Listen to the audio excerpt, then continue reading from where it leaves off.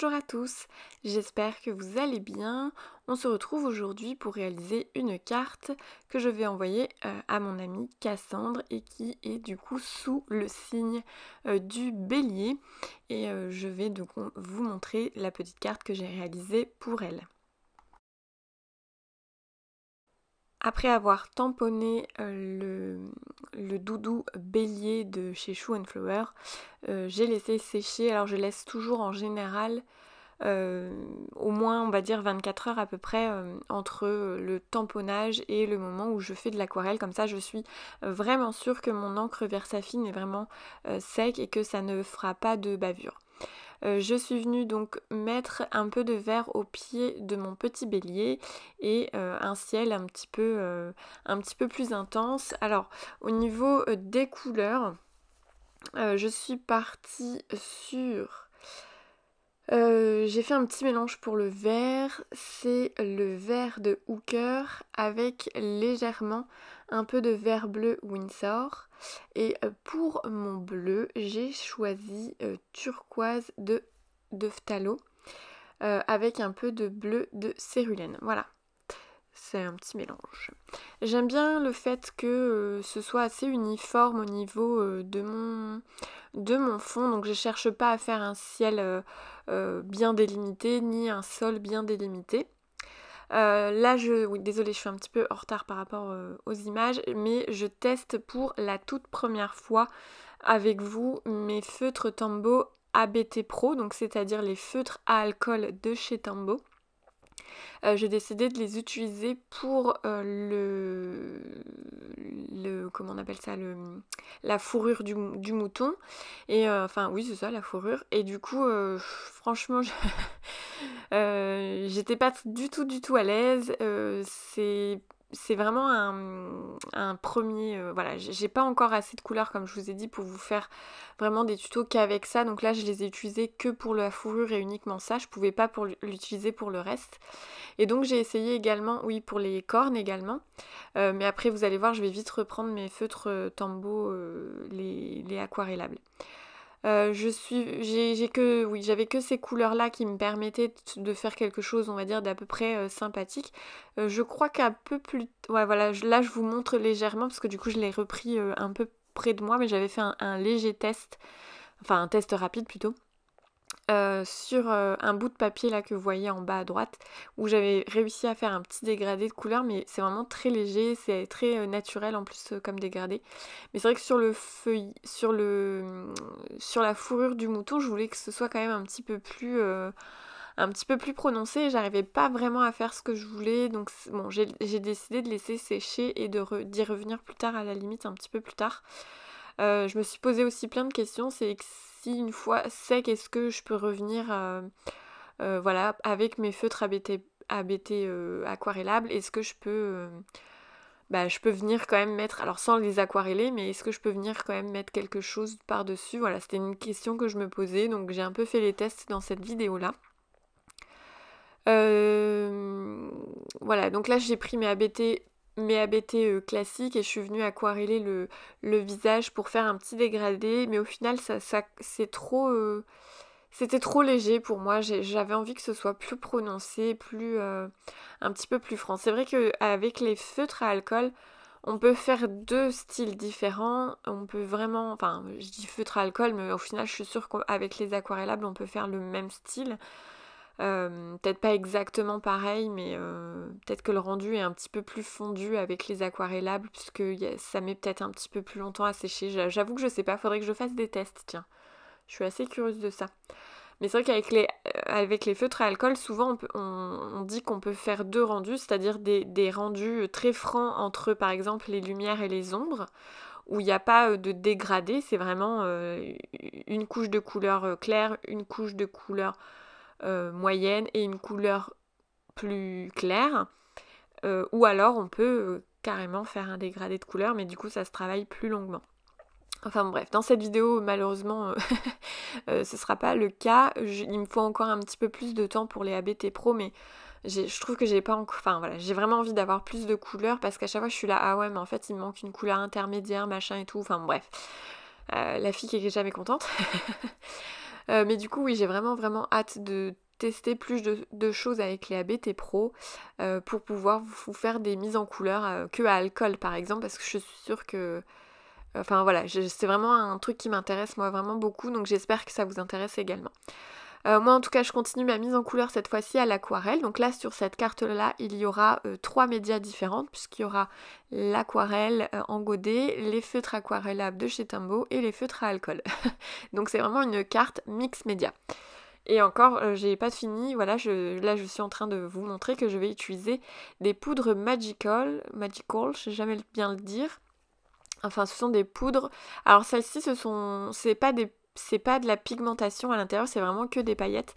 Et du coup, je trouve que c'est bien uniquement si ça se rajoute à l'aquarelle. Donc là, vous voyez, je soulève un petit peu l'opercule. D'ailleurs, je ne l'ai pas enlevé en totalité pour justement garder le maximum mes petites paillettes. Et en fait, une fois que ma première couche de couleur est sèche, je viens faire une seconde couche de couleur, mais cette fois-ci avec la poudre de Magical, donc la poudre pailletée, à l'intérieur de mon jus d'aquarelle. Voilà. C'est comme ça que je l'ai testé, et vous allez voir, je vais le tester une seconde fois. Je sais pas si je l'ai filmé, je me rappelle plus si je l'ai filmé. Je crois que je l'ai filmé. Oui. Donc là j'ai juste mis de l'eau, et juste avec de l'eau et de la poudre Magical, mais cette fois-ci de l'argenté.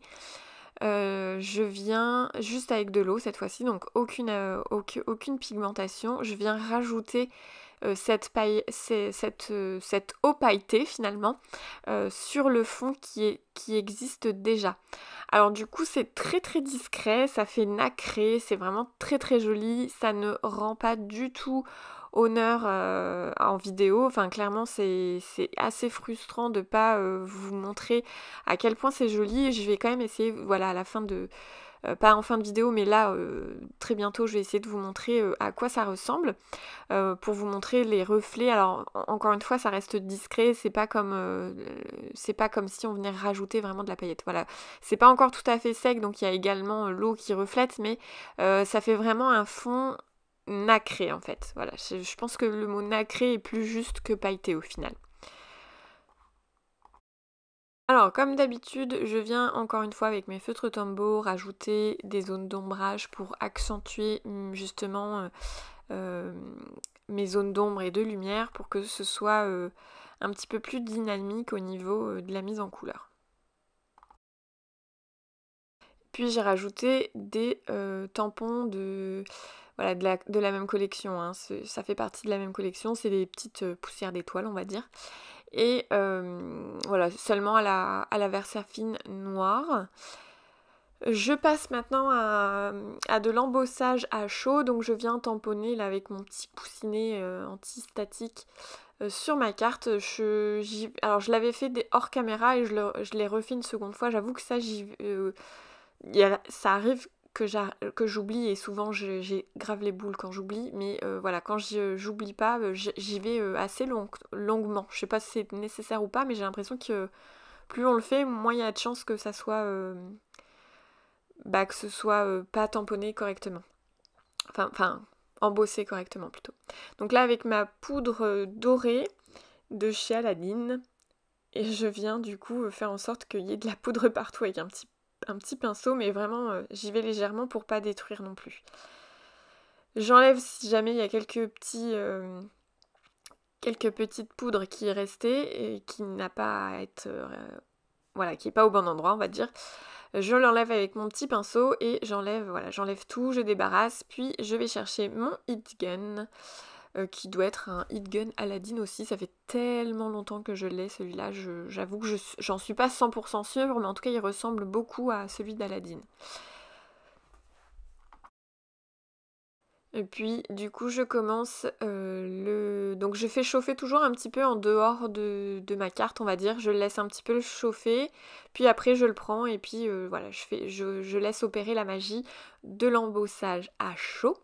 Donc vous le voyez pas très bien je pense, mais il y a toujours une légère différence entre le rendu poudre et le rendu une fois chauffé.